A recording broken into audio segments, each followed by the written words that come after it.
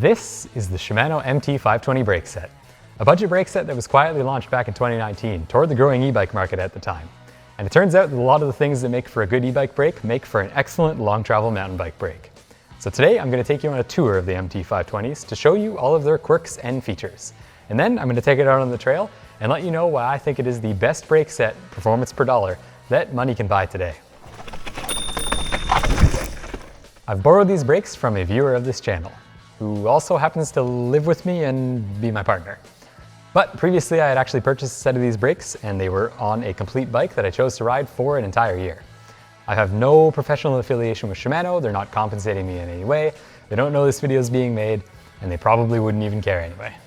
By now, Shimano is practically a household name in the cycling industry. They're a Japanese manufacturer of high-end fishing reels and amazing products such as the Beastmaster 9000 with 𝙎𝙬𝙋𝙋𝙍𝙍 motor technology. If that's not Photoshop, that is literally how I found their homepage.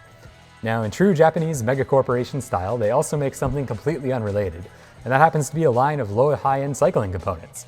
Now, based on the model number of these brakes, they fit right in the middle of that spectrum, and more specifically, these are the BR MT520 caliper with the BL MT501 lever.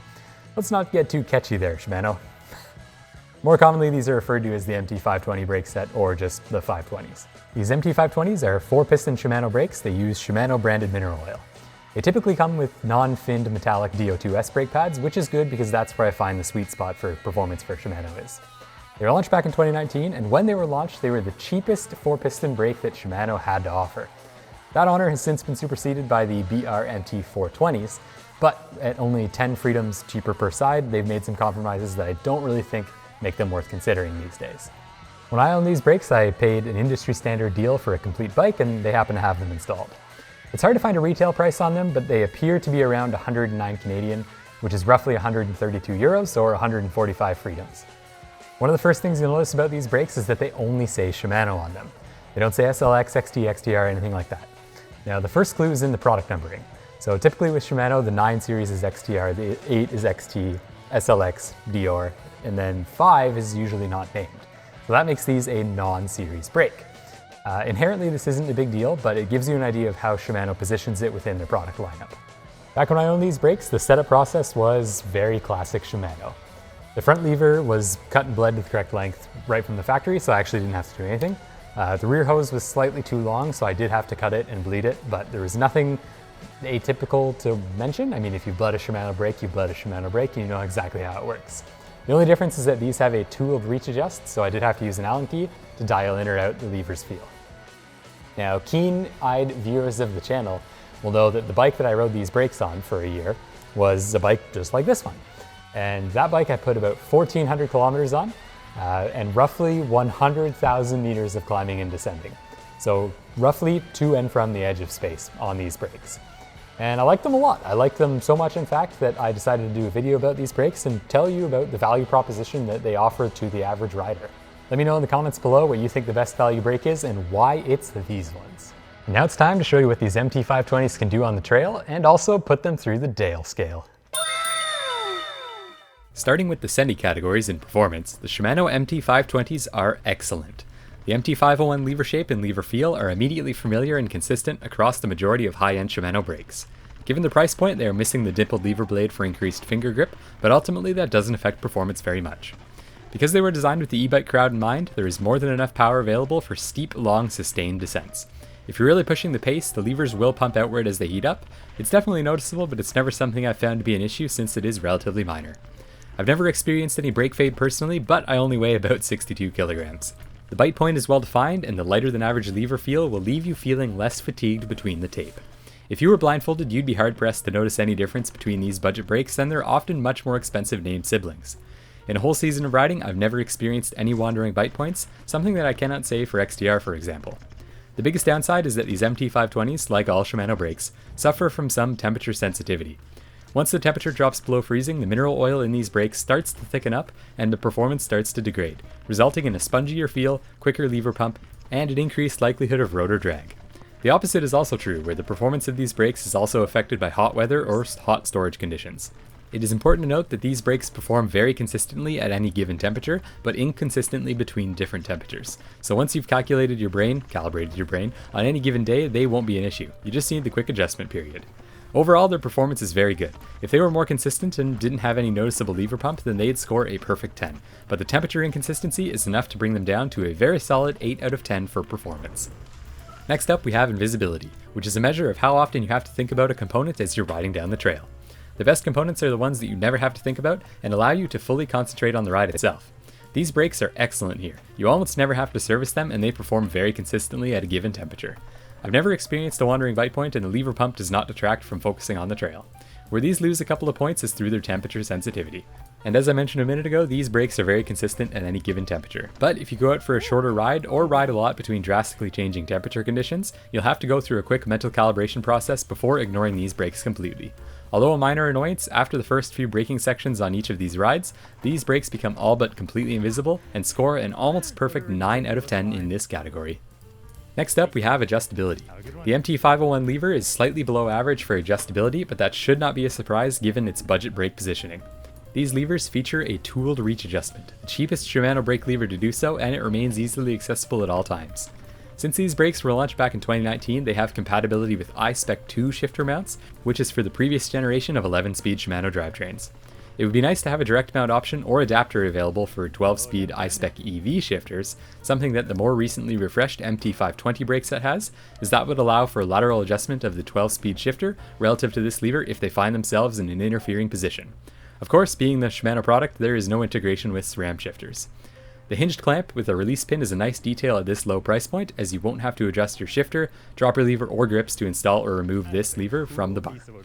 Shimano offers a number of different organic, metallic, and finned brake pads that will allow you to dial in power, noise, and longevity. I've personally never found a difference between the finned and non-finned metallic pad performance, being the NO4C and the DO2S, but that could be due to my general lankiness. This pad standard is arguably the second most popular in the world, and there are tons of third-party brake manufacturers that allow you to further experiment with better availability and potentially cheaper prices. Therefore, the overall adjustability is slightly below average for the broader market, but quite a bit better than options that are near this price point, and more than adequate for most riders out there, earning it a 4 out of 10 for adjustability. Next up, we have versatility, which is a measure of how well these brakes would perform in different categories of mountain biking. These MT520s are very strong performers, and very strong brakes, but their low price point comes at the cost of relatively high weight. Weight may not be an issue, or may even be a benefit in certain categories, such as downhill racing or full-powered e-bikes, but I wouldn't expect to see these brakes on an XC or XC race bike anytime soon, as they're a little bit overkill. There are better options for those who are more weight conscious, though I could see these being at home on a budget trail bike or anything with more travel. You'll never run out of power, but you might exceed your weight target, so it's up to you to determine where you fall on the cost to weight spectrum. But for me, these get a 7 out of 10 for versatility. Next up, we have reliability. And when it comes to reliability, these brakes are one of the first components that comes to my mind when someone says the words bomb-proof. I rode these MT520s as my primary brakes for an entire year, and they ended exactly 0 rides for me. They never wandered, the pads never rattled, and I never had to do anything more than a basic lever bleed every few pad changes. If reliability was scored solely on the trail, these would be an easy 10. Unfortunately, they suffer from another uniquely Shimano problem, which I'll refer to as storage contamination. I found that if I leave my bikes in storage for a few weeks hanging upright by the front wheel, the rear brake will have a tendency to self-contaminate its pads and rotor, and the front will also do the same if the time scale is more like months. I don't fully understand this mechanism. Perhaps it is caused by a very slow leak of mineral oil past the piston seals and onto the brake pads themselves, but that's purely a theory at this point. If left for long enough and not cleaned adequately, this fun bug has the potential to ruin a set of brake pads and possibly your rotors too if the contamination gets into any of the grooves on the brake track. Strangely enough, I've not experienced this problem when storing my bikes with both wheels on the ground for prolonged periods of times, so there seems to be a workaround there.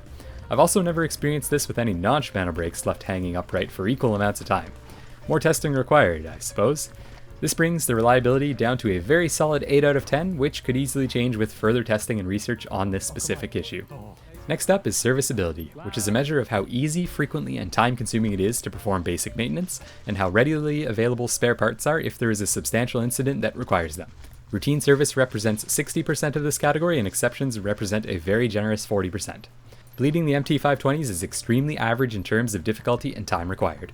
They follow the same Shimano bleeding procedure as all of their mountain bike brakes, and thankfully use the non-toxic mineral oil. There's some debate out there between the differences in performance between different brands and weights of mineral oil, but we'll leave that debate for another day. What sets these brakes apart from other brakes is just how infrequently they need to be serviced. I found that I can get away with 2 to 3 brake pad cycles between each lever bleed, which is well above what I'm used to. In the event of something more serious, most, or if not all, bike shops around the world deal with Shimano brakes to some capacity and understand how to work on them. Spare parts are plentiful, and although it might be financially wise to replace rather than repair at this price point, you shouldn't have an issue sourcing a replacement bit or bob in a jam. Due to their popularity and infrequent requests for maintenance, these get a very solid 7 out of 10 for serviceability, for a total SENDY score of 43 out of 60. Now it's time to move on to the trendy categories, because ultimately mountain biking is a fashion-based industry. First up we have the wow factor, and at first glance the MT520s don't make people say wow, they make them ask why. In a sport where brand affinity is becoming ever more present, the more expensive your bike, the more important you must be as a human. Running a non-series Shimano brake is certainly out of the norm. This all changes when you invite people to hop on the bike and test the brakes out though, as they are greeted with the all too familiar feel of a confidence-inspiring Shimano brake. I've definitely heard the sentence, wow, these are actually pretty good, at least a few times, as people's expectations on their visual appearance alone tend to be below average. These brakes are a lot more likely to elicit an external wow rather than an internal wow. How's that for a tongue twister? But a wow is a wow, and as such they get a 7 out of 10 for their wow factor. Moving on to styling, and the MT520s are a very understated brake. The MT501 lever's industrial design is classic Shimano and needs no graphics or fancy laser engravings to tell you that. The caliper is pretty much the same story, fitting in nicely at the budget end of Shimano's high-performance brake lineup. The styling isn't groundbreaking, but it's also not bad, and it's certainly not offensive, earning it a very fitting 5 out of 10 in this category. Next up we have the core factor, which is a measure of how cool the community thinks these brakes are.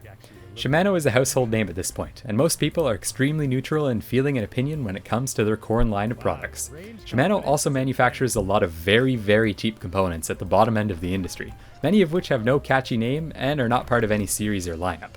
Unfortunately, mountain bikers are often snobs, and since these MT520 brakes are also non-series, many will view that designation as a negative and think that they are just another cheap OEM takeoff component destined for the landfill after delivery and won't give them the light of day. Those who know, but a large percentage of riders do not know. For better or worse, there are many brands out there with significantly worse reputations than this, and these MT520s get a 5 out of 10 for their core factor. And finally, we have value. The MT520s are about as cheap and safe as 4-piston brakes can get, with a feature set that is adequate for the majority of riders and well above average at their price point. I can't think of a single other brake at this price point that I would personally rather have.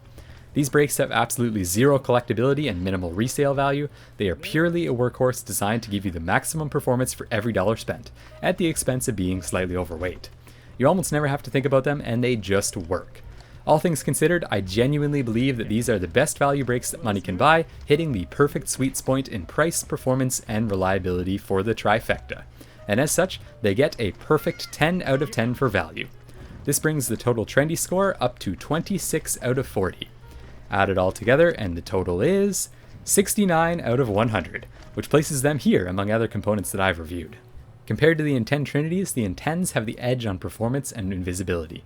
That's due to their slightly lighter lever action feel and the fact that they're more consistent across a range of temperatures and conditions. But it's hard to deny the value proposition that these MT520 brakes have. They're certainly not 1/5 the performance of the Intends at 1/5 the price. I would say they're honestly probably 80% the way there. It all depends on really whether you want the best value or the best performance out of your brakes. So overall, these MT520 brakes have really impressed me. They offer performance that is on par with flagship Shimano offerings, while allowing you to practice a set and forget it mindset due to their excellent reliability. If you're looking for the best bang for your buck brake that money can buy, and you live in a part of the world where 2-piston brakes just don't cut it, then look no farther, as these MT520s are the brake to buy. These certainly get the ding of approval, and I'd ding the bell if my partner had one, and they're highly recommended.